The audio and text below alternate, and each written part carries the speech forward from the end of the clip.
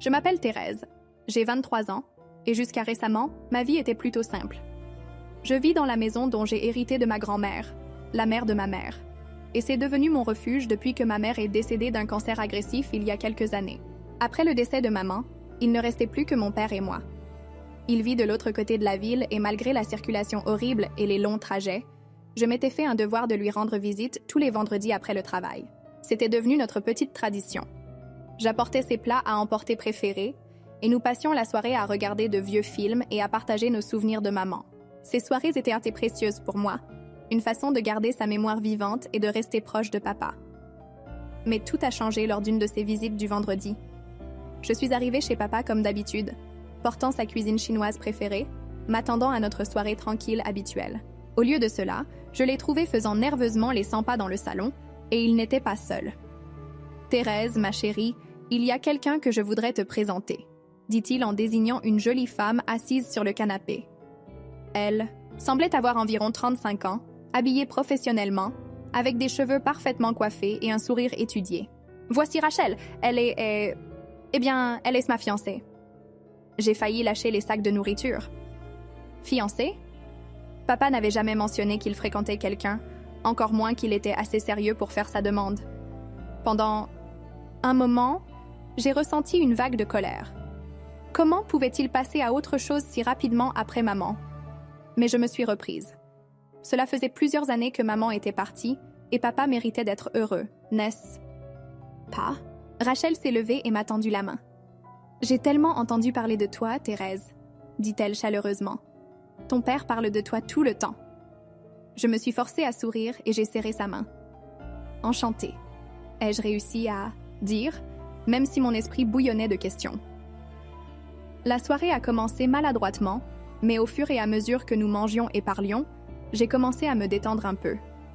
Rachel semblait assez gentille, et il était évident que papa l'adorait. Il la regardait avec des yeux de chiot, et elle touchait occasionnellement son bras ou son épaule d'une manière qui semblait naturelle et affectueuse. Juste au moment où je commençais à me sentir mieux à propos de la situation, Rachel a lâché une autre bombe, si naturellement qu'on aurait dit qu'elle commentait la météo.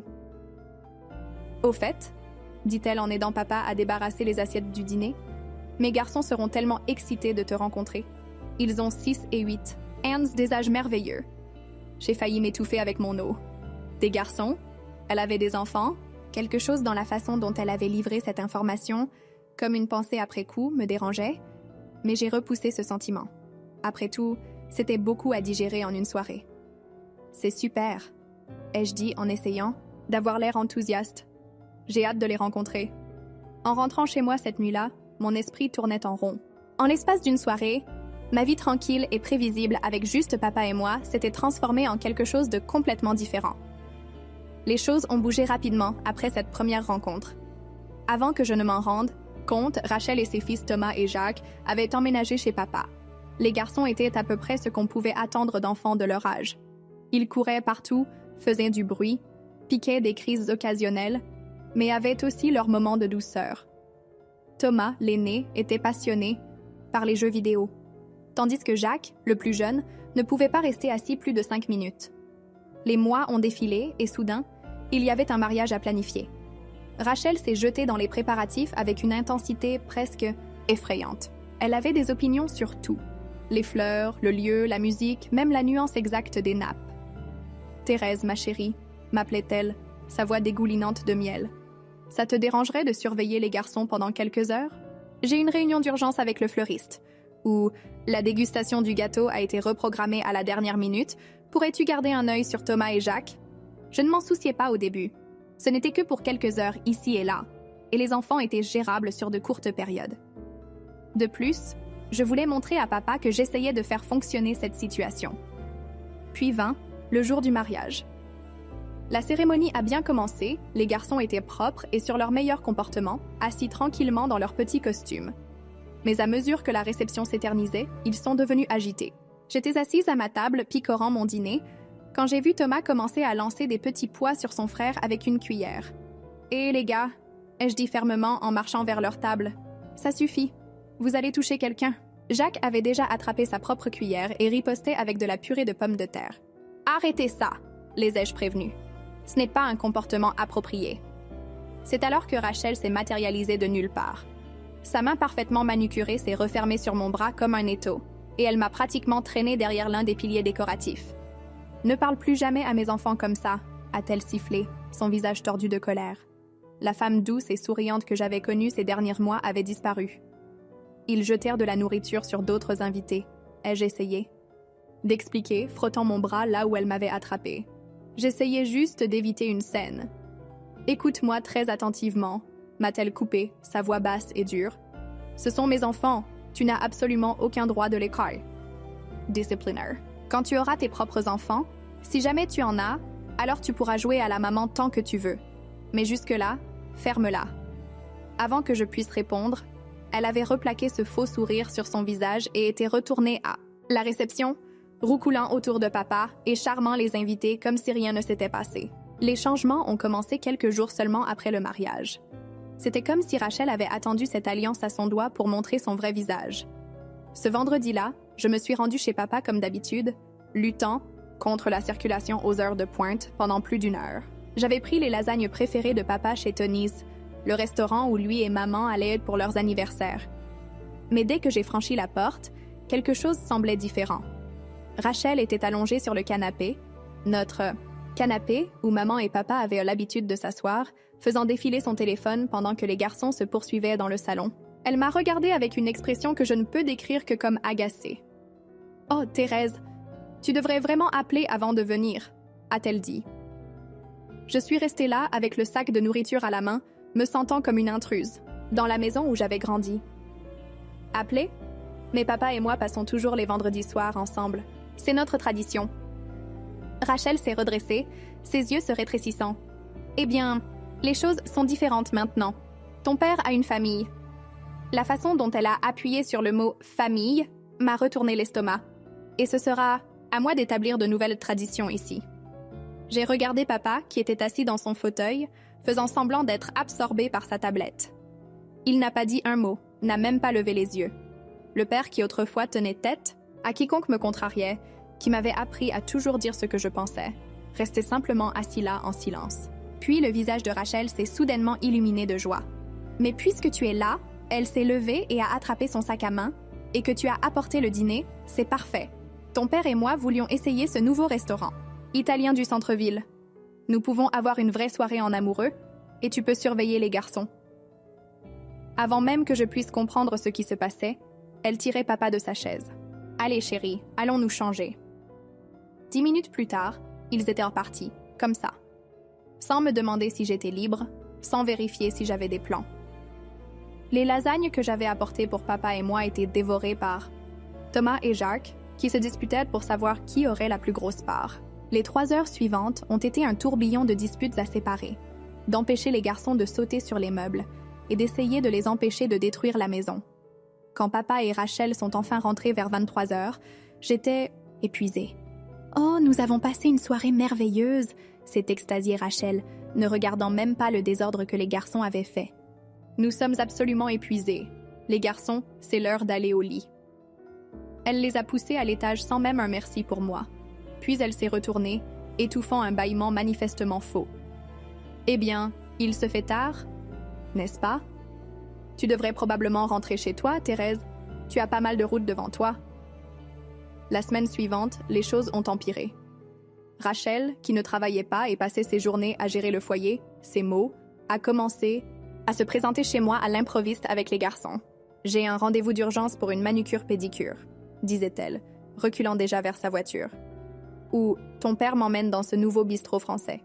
Les garçons détestent la cuisine française. On viendra les chercher dans quelques heures. » Elle ne demandait pas. Elle ne faisait même plus semblant de demander. Elle les déposait simplement et partait, comme si j'étais une sorte de service de garde d'enfants sur appel. Parfois, elle se présentait juste au moment où je rentrais. Du travail, encore en tenue de bureau, trop fatiguée pour argumenter. Finalement, après des semaines de ces absurdités, j'ai craqué. C'était un mercredi soir, et je venais de terminer une journée brutale au travail impliquant 3 présentations clients et un plantage système qui m'avait fait perdre 2 heures de travail. Tout ce que je voulais, c'était prendre une douche, chaude et m'effondrer sur mon canapé, Au lieu de cela, j'ai trouvé en me garant dans mon allée le SUV de Rachel déjà garé là. Elle déchargeait déjà les garçons et leur sac à dos. Timing parfait, a-t-elle gazouillé, poussant Thomas vers ma porte d'entrée. J'ai un rendez-vous au spa puis dîner avec ton père. Ils auront besoin de dîner dans environ 1 heure.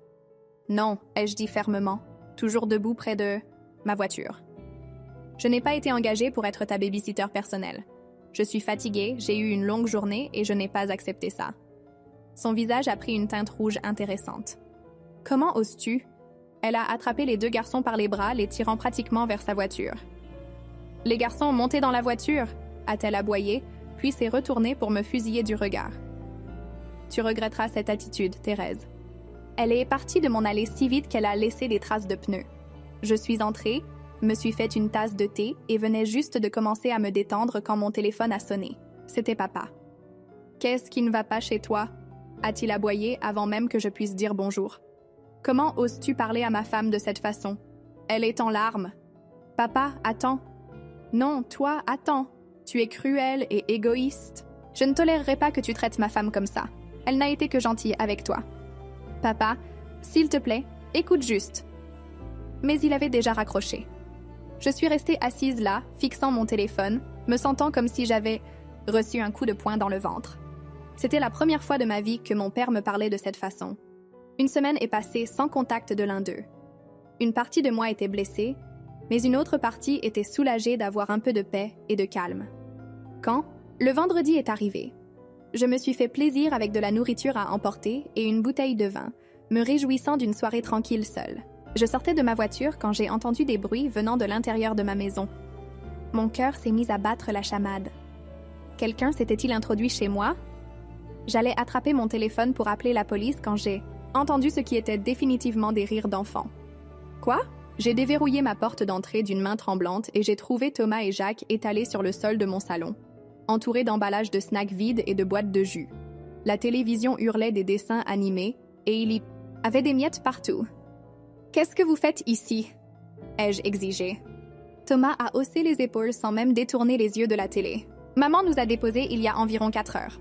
Elle a utilisé la clé pour nous faire entrer et a dit qu'on pouvait manger ce qu'on voulait et regarder la télé. » La clé.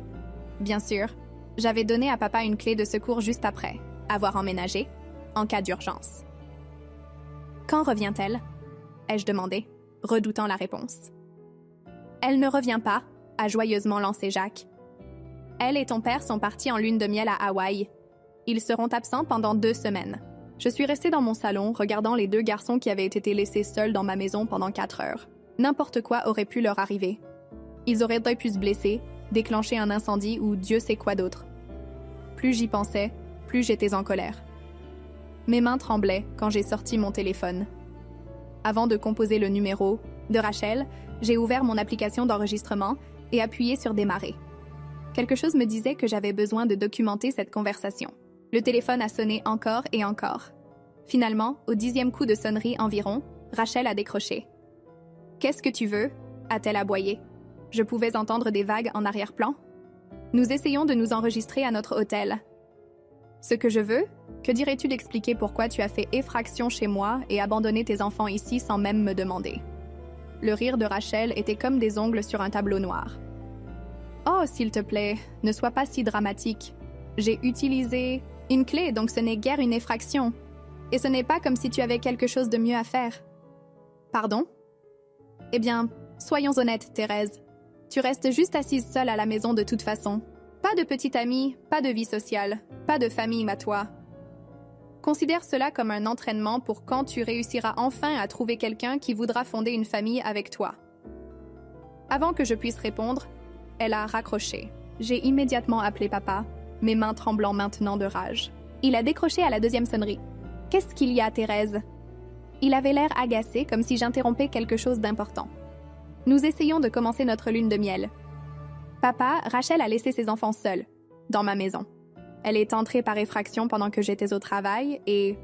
Arrête de faire des montagnes russes avec des taupinières, m'a-t-il coupé. Tu essaies toujours de créer du drame. Tu ne peux pas nous laisser profiter de notre lune de miel en paix? Je suis au travail toute la journée, ai-je pratiquement crié. Je ne peux pas surveiller ces enfants. J'ai des responsabilités. Des réunions, des délais. Alors engage une babysitter. a-t-il dit avec dédain. Ce n'est pas si compliqué. J'ai pris une profonde respiration, essayant de rester calme. Si c'est si simple, pourquoi n'avez-vous pas engagé une babysitter avant de partir à Hawaï? Nous avons eu une offre de dernière minute sur les billets, a-t-il répondu, comme si cela expliquait tout. Il n'y avait pas le temps de prendre des dispositions. Écoute, je dois y aller. Rachel attend. Clic. Je suis restée là, fixant mon téléphone, ayant du mal à comprendre ce qui venait de se passer. Mon père, qui m'avait une fois puni pendant une semaine parce que j'avais oublié d'appeler quand j'allais avoir 10 minutes de retard en rentrant de l'école, pensait que c'était parfaitement normal d'abandonner 2 jeunes enfants dans une maison vide pendant des heures. C'est alors que j'ai remarqué Thomas étalé sur mon canapé, tapotant sur son smartphone. Une pensée m'a soudainement frappée. « Hé Thomas » ai-je appelé, essayant de garder ma voix décontractée. « Tu as le numéro de téléphone de ton père ?»« Ton vrai père, je veux dire. » Thomas a à peine levé les yeux de son jeu. « Ouais, on lui parle tout le temps. Tu veux que je te le montre ?» Il a ouvert ses contacts et m'a montré l'écran.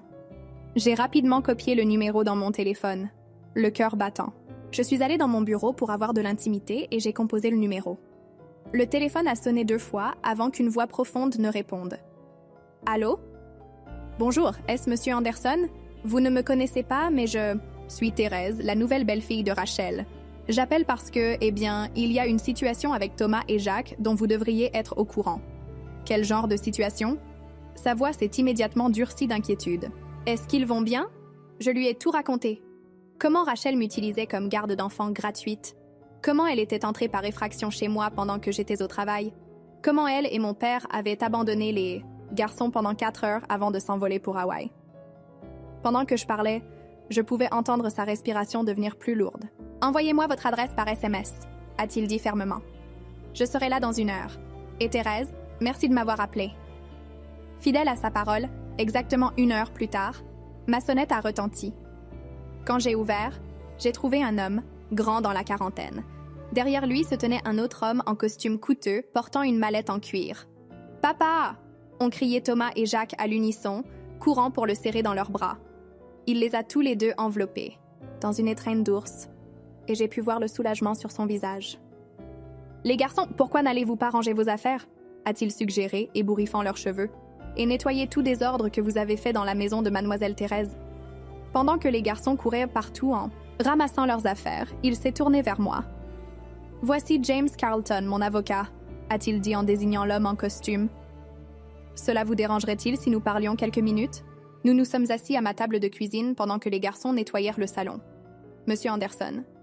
S'il vous plaît, appelez-moi Stéphane, » a passé ses mains dans ses cheveux avec frustration. « Je gère les coups bas de Rachel depuis des années, » a-t-il dit doucement pour que les garçons n'entendent pas. Des visites manquées, des changements de plans de dernière minute, l'utilisation des enfants comme pions.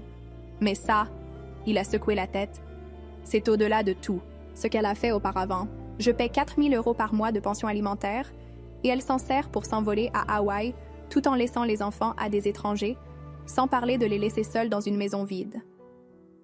Mademoiselle Thérèse, a ajouté son avocat. En sortant un bloc-notes, pourriez-vous me raconter exactement ce qui s'est passé? Commencez depuis le début. J'ai passé l'heure suivante à détailler tout. Le mariage, l'escalade progressive des exigences de Rachel, les événements d'aujourd'hui. L'avocat a pris des notes détaillées, son froncement de sourcils s'approfondissant au fur et à mesure que je parlais. « Oh, et j'ai ceci !» ai-je dit en sortant mon téléphone. « J'ai enregistré mes conversations avec Rachel et mon père d'aujourd'hui.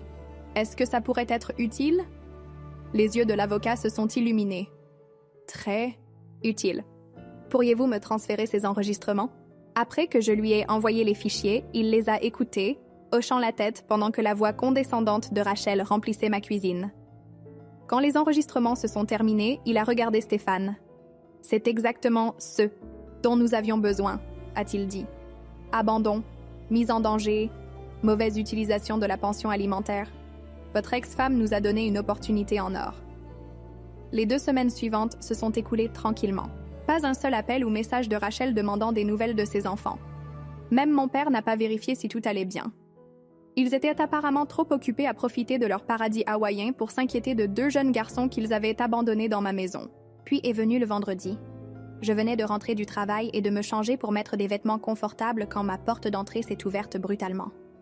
Rachel est entrée comme une tornade, le visage rouge de rage, mon père juste derrière elle. Elle agitait une sorte de lettre officielle. « Thomas, Jacques !» a-t-elle hurlé en regardant autour d'elle. « Où sont mes enfants ?» Je suis restée assise sur mon canapé, étonnamment calme. Ils sont avec leur père. Rachel s'est figée. « Quoi ? Tu sais, l'homme avec qui tu as eu des enfants avant d'épouser mon père. Celui qui s'inquiète vraiment de leur bien-être. » Elle s'est jetée sur moi, ses ongles parfaitement manucurés manquant de peu mes cheveux. « Petite vipère ! Tu sais ce que c'est ?» Elle a secoué la lettre devant mon visage. C'est une notification du tribunal aux affaires familiales. Mon ex-mari demande la garde complète. Il menace de me retirer mes droits parentaux. Peut-être aurais-tu dû y penser avant d'abandonner tes enfants dans une maison vide, ai-je répondu en me levant pour lui faire face. Avant de les utiliser comme pions dans tes jeux. Avant de dépenser leur pension alimentaire pour des vacances à Hawaï. Elle s'est tournée vers mon père, s'attendant clairement à ce qu'il la défende. Il s'est avancé, le visage sombre de colère. « Je n'aurais jamais pensé que ma propre fille puisse être aussi vindicative », a-t-il craché. « Tu as détruit la famille de ta belle-mère par pure méchanceté. En ce qui me concerne, tu n'es plus ma fille. » Les mots m'ont frappé comme un coup physique, mais j'ai gardé mon visage neutre. « Je n'ai rien détruit, papa. Rachel a fait ça toute seule. » Rachel a poussé un autre cri de rage et est sortie en trombe de ma maison. Mon père m'a lancé un dernier regard dégoûté avant de la suivre. L'audience de garde a eu lieu 3 semaines plus tard. J'étais assise à la barre des témoins, sentant le regard brûlant de Rachel me transpercer pendant que je racontais calmement tout ce qui s'était passé. L'abandon, l'effraction, le mépris désinvolte pour la sécurité de ses enfants. Quand l'avocat a fait jouer mon enregistrement téléphonique avec Rachel, son visage est passé du rouge au blanc. Son rire dédaigneux a résonné dans la salle d'audience. Considère cela comme un entraînement pour quand tu réussiras enfin à trouver quelqu'un qui voudra fonder une famille avec toi. L'expression du juge devenait plus orageuse avec chaque nouvelle preuve. Au moment où j'ai terminé mon témoignage, Rachel était effondrée sur sa chaise, son arrogance précédente, complètement dissipée. Le verdict est tombé comme un marteau.